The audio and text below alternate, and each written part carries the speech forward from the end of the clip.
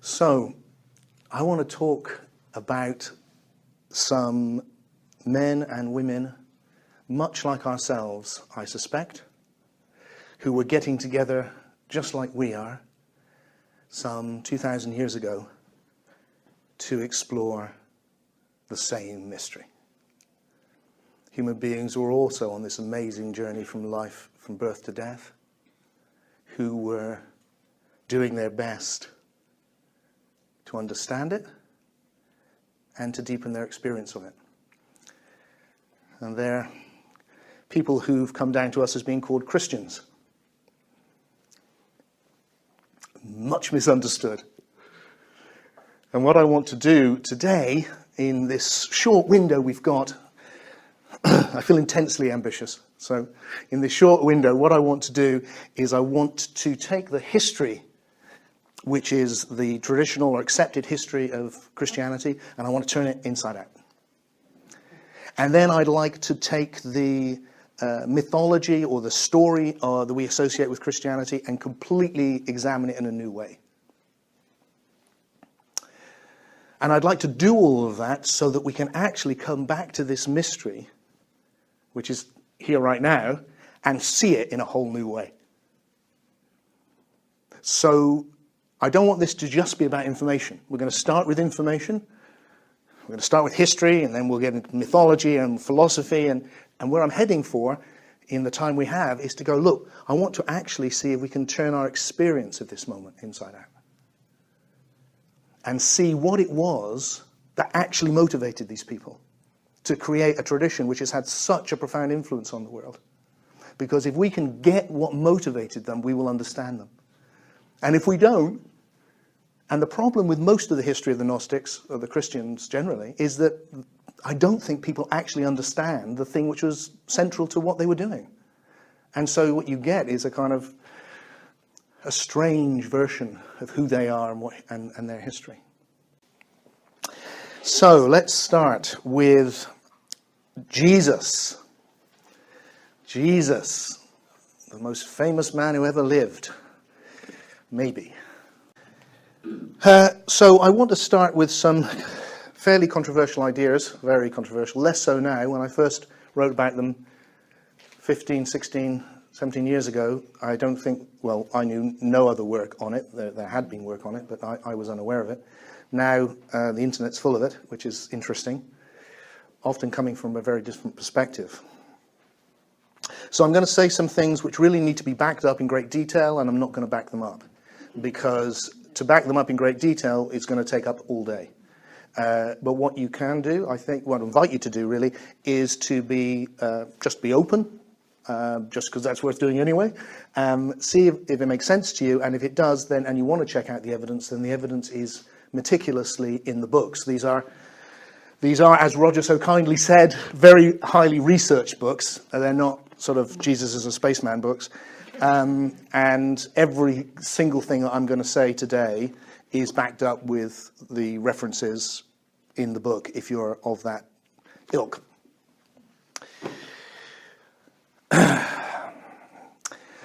So let's start with the figure of Jesus, because he's central to all of this. He is an immense figure in our culture, perhaps the biggest figure. I would say actually certainly the biggest figure in our culture, certainly spiritually.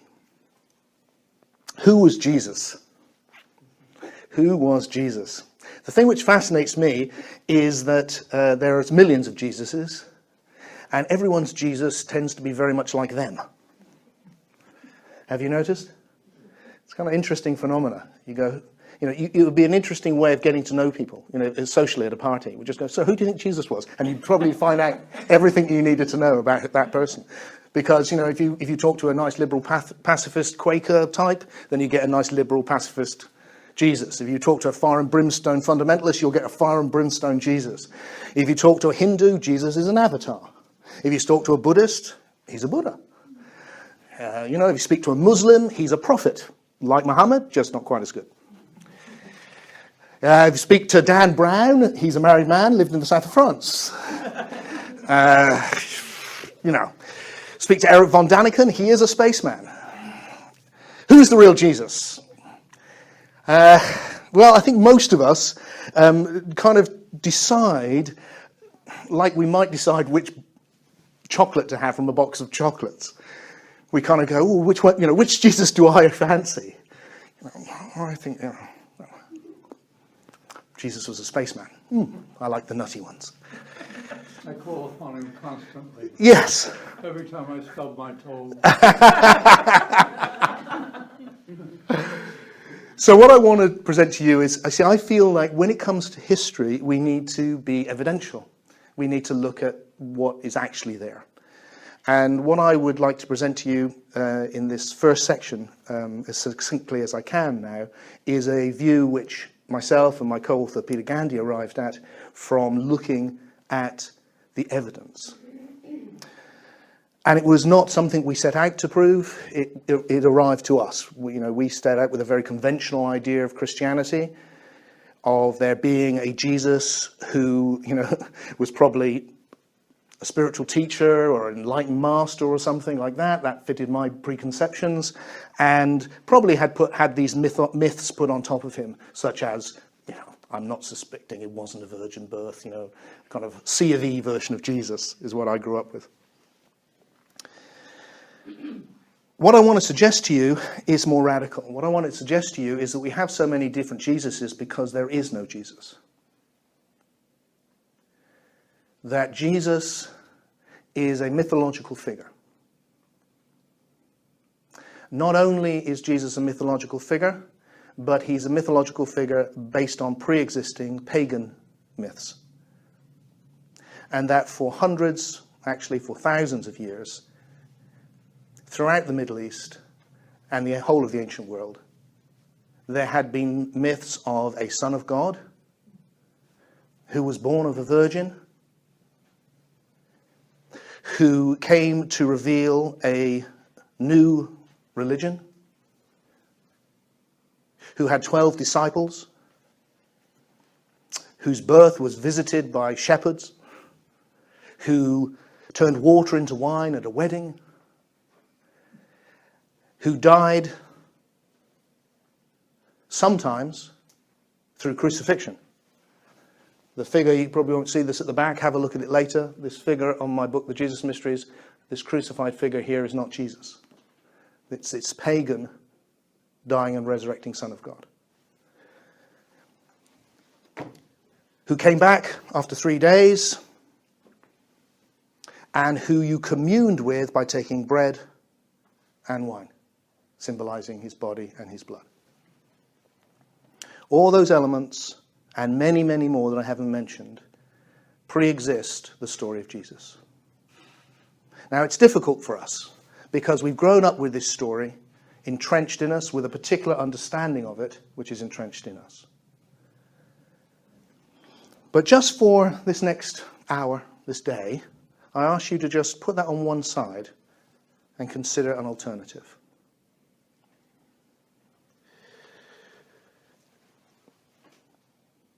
If you'd never heard the story of Jesus, if you'd been born in a different culture, and I came to you and I said, hey guys, there's been a book being found in a cave in Egypt, and it tells this story of a guy who's born of a virgin, changed water into wine, and comes back from the dead. I suspect there's not a person in this room that wouldn't go, what an interesting myth. But because we're so familiar with this story, we find it hard to treat it in the same way. What we can see now is how many other myths were in existence which were similar. With this other figure. Now, this figure in the ancient world has many names in different cultures. So he's Mithras, Adonis, Attis, Osiris is probably one of the early ones, Dionysus. Many, many names. In fact, in each culture, they have a version of this dying and resurrecting God-man. And not one of them is the same as Jesus. But they have what Joseph Campbell, the great mythologist, call the same mythical anatomy. So if you want to get a handle on what that could possibly mean, think about Romeo and Juliet and West Side Story. You know, look at them on the surface and you go, well, they're completely different. You know, one's a Renaissance story written by Shakespeare, and the other is a musical set in New York. And yet, I think everyone can quickly go, oh, yeah, but they're the same. They're the same. They have the same mythical anatomy. And what all of these stories share is the same mythical anatomy and some of the same motifs. And what you see in all of them is that the ancient mind is creating these myths much as we do today. Much as we do today. And so you can watch The Matrix or whatever the latest mythical Star Wars, and there's nothing else like it. It's brand new. That's why you like it. And yet you can go through it and go, yeah, that's come from that. That's come from that.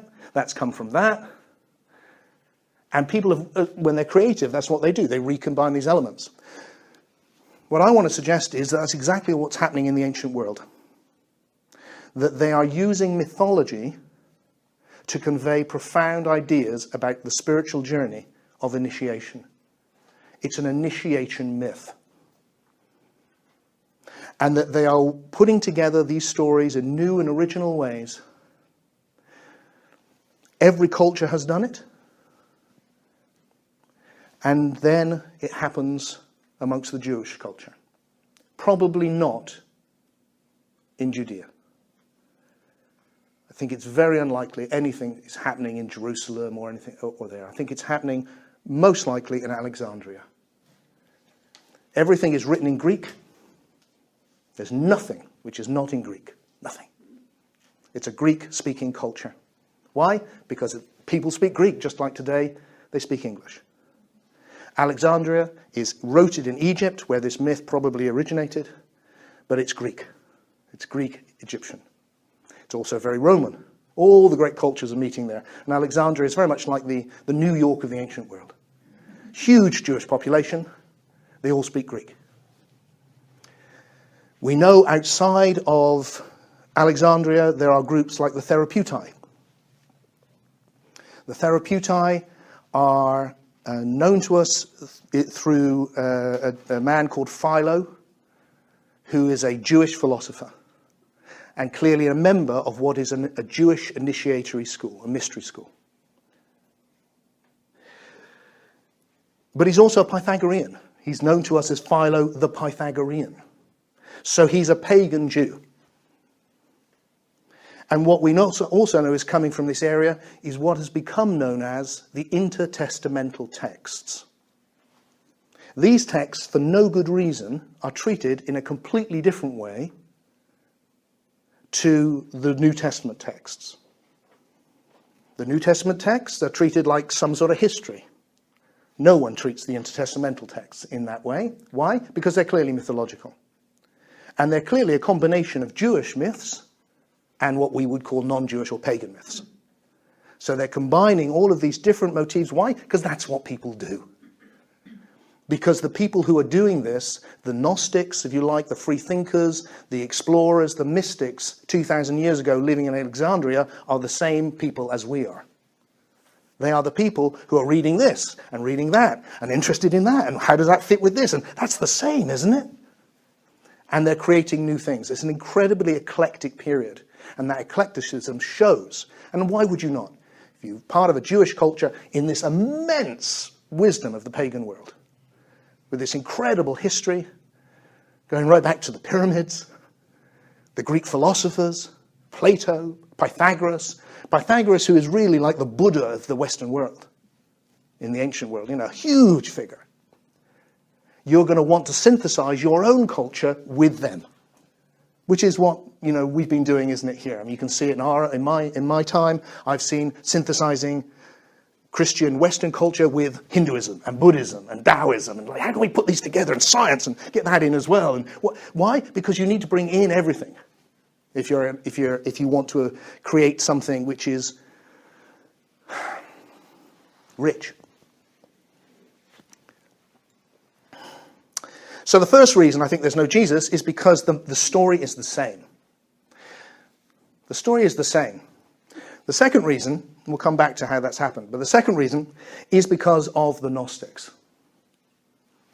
Now, I'm sure you're aware of this group of Christians treated as heretics, persecuted horribly,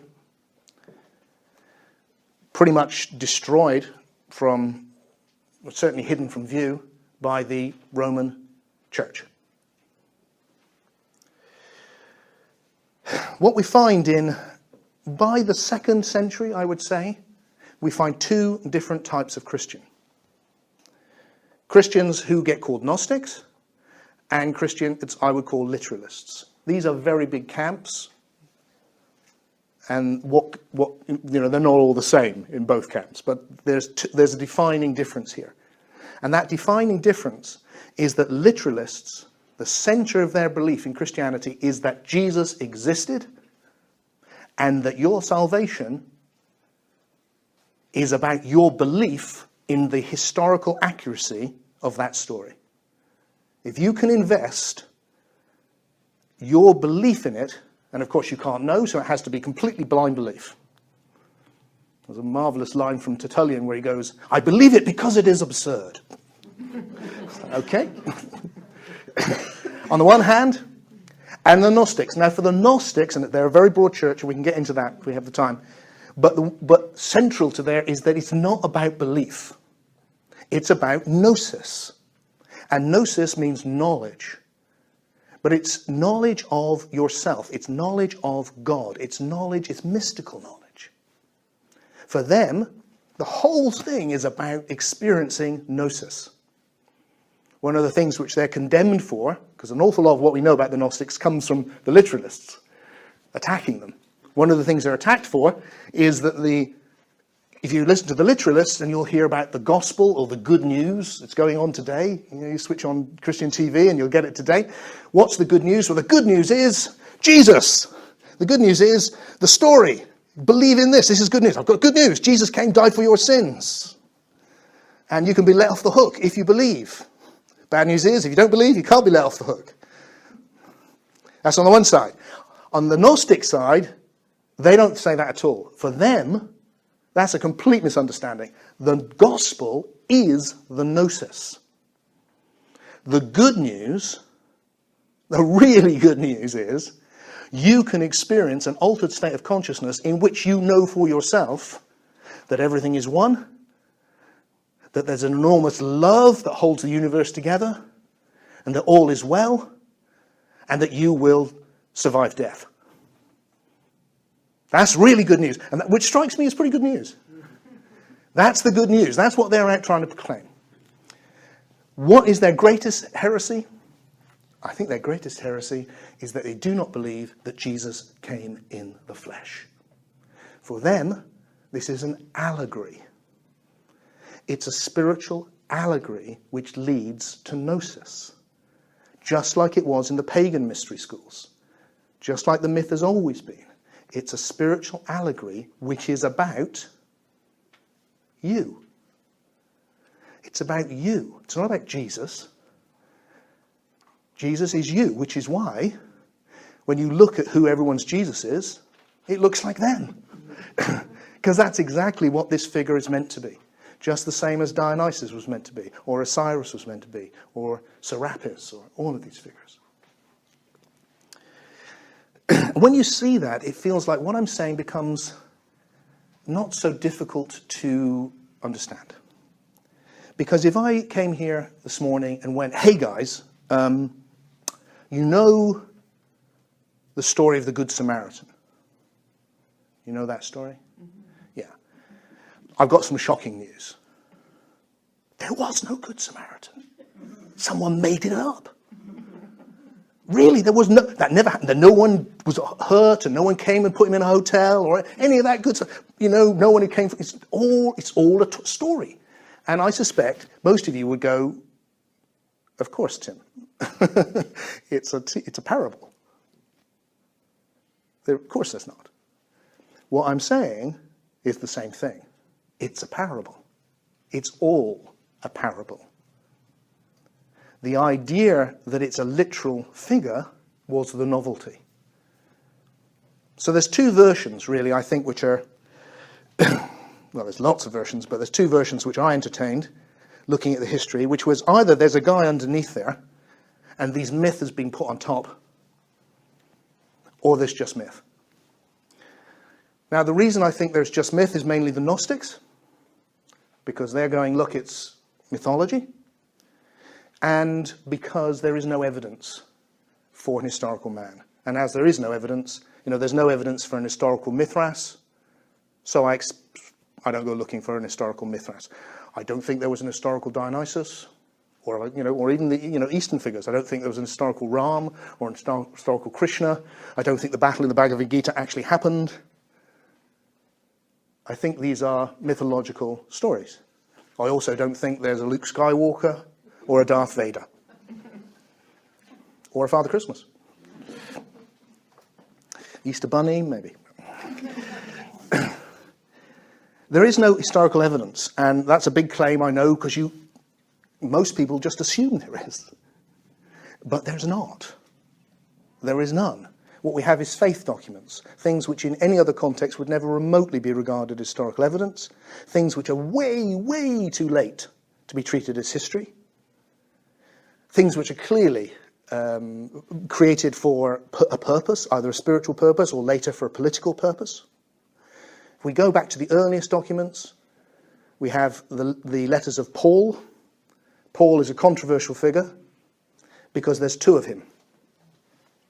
There's two Pauls. There's a Paul who emerges in the 2nd century in the hands of a rather unpleasant figure called Irenaeus. And this Paul, we suddenly get these letters of Paul, which you'll be familiar with, some of them, which basically goes, it's basically an attack on Gnostics.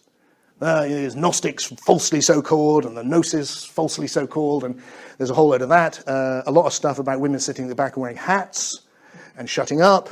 A lot of stuff which kind of makes you go, ooh, okay, not sure I like this guy that much. That's one Paul. And then there's a completely different Paul whose letters are much, much earlier. Much earlier. I mean, I'm talking 150 years plus earlier. And this Paul is the great hero of the Gnostics. He's regarded as the apostle of the Gnostics. And he is a Paul of love. He is a Paul. You've got to forget everything you think you know about the history, Damascus, all of that's. What we have is this letters of a man who is writing in the language of the mysteries. He uses the Greek from the mystery schools, who is talking about you experiencing the Christ within you. He talks about the great secret that's been stored up from the beginning of time. And that secret is not that Jesus was born in Bethlehem and died on the cross. The secret is the Christ in you. That's the secret. That's what the Gnostics are interested in. And the story, well, Paul says it, that you die and resurrect, you die and come back to life with Jesus. Just as I suspect in the pagan mysteries, you died and resurrected with Dionysus, or Osiris, or any of these figures. So let's go back to the Therapeutae. I think the Therapeutae, or someone like them, probably in Alexandria or thereabouts. But let's take the Therapeutae.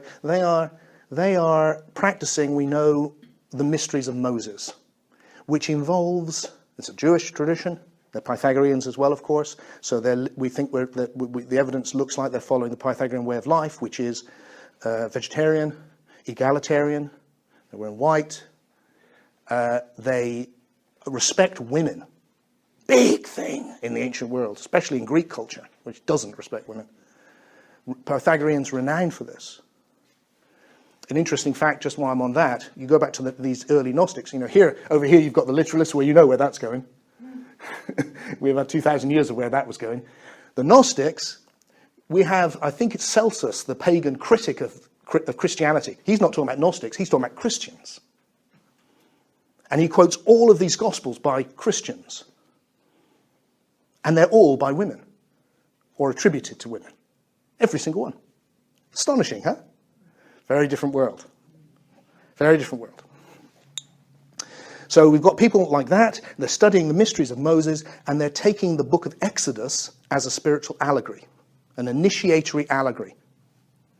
And as I'll come to you later, this is exactly what the Jesus story is. It's an initiatory allegory, and for them, It starts in Egypt, where you're imprisoned, and that's being imprisoned in the body. And then you make the spiritual journey through the wilderness, and you're wandering around, and you're doing all that, and getting lost. I suspect we've all done a lot of that. And then finally, the gnosis is you get to the promised land. So they were understanding this as a mystical allegory. And of course, the figure who takes you to the promised land in that story, which is actually a horrible, brutal story, actually the myth, but is now being reinterpreted in this mystical way. The person who takes you across to the promised land is Joshua, which is in Greek is Jesus. So I suspect they had been practicing an initiatory mythos of this figure Jesus who took you to the promised land of Gnosis probably for hundreds of years. You have in this version of history to let go of the idea of year zero. It's a complete fantasy. Instead, you have to see something which seems much more naturalistic and organic and fits with our experience of life, which is an evolving mythos, which starts as something quite different and will emerge eventually way over here as the story of Jesus we know.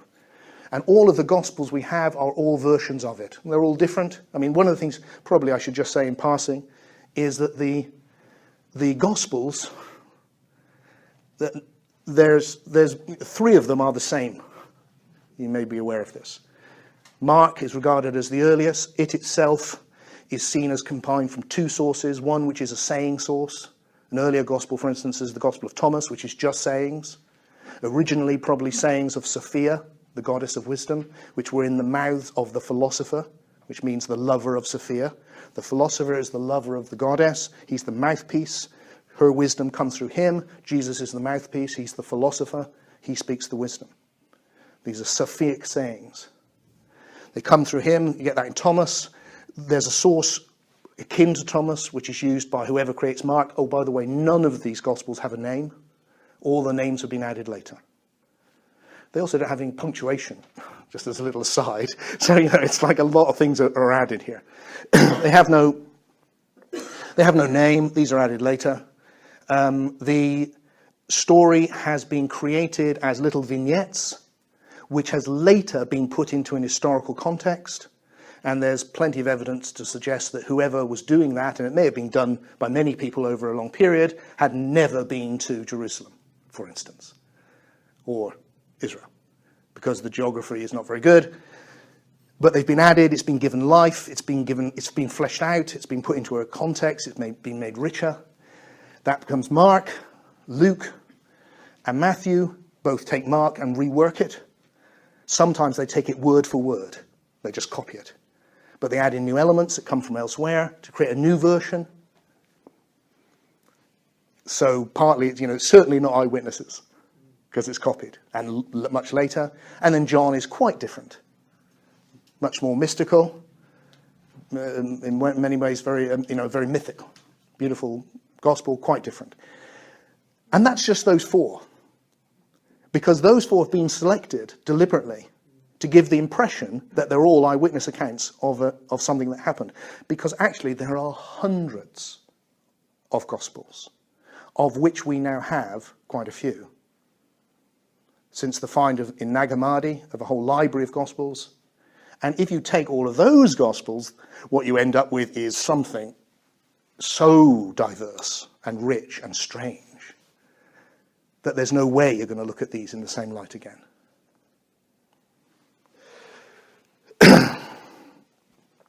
So I don't think there's an historical man there. I think it's better than that. It's much better. Feels at first like you're losing something. I really thought I was going to lose something. I was very attached to my Jesus. I liked the idea that my Jesus was the Jesus. I never sat myself down and went, everyone's got a different Jesus. What's the chances of my Jesus being the true one? Probably not that high. He might turn out to be a real son of a bitch, mightn't he? He might turn out to be that nasty Jesus. He might turn out to be a sort of rabbi, a first century kind of, blood and guts Jesus. Or what would I feel then? What would happen to my Jesus if it turned out to be this? Never thought any of those things. I was just attached to my Jesus. But now I've let go of my Jesus, or rather I haven't. My Jesus has come to life because he's my Jesus. Because my Jesus is the way he becomes what Campbell called a mask of God. He becomes an image through which I relate to something which is beyond all images, which is what all of these mythic figures were always intended to be. So I have a living relationship with Jesus. It's just that he's not anymore an historical man. He is an aspect of my own deeper self, or the deeper self.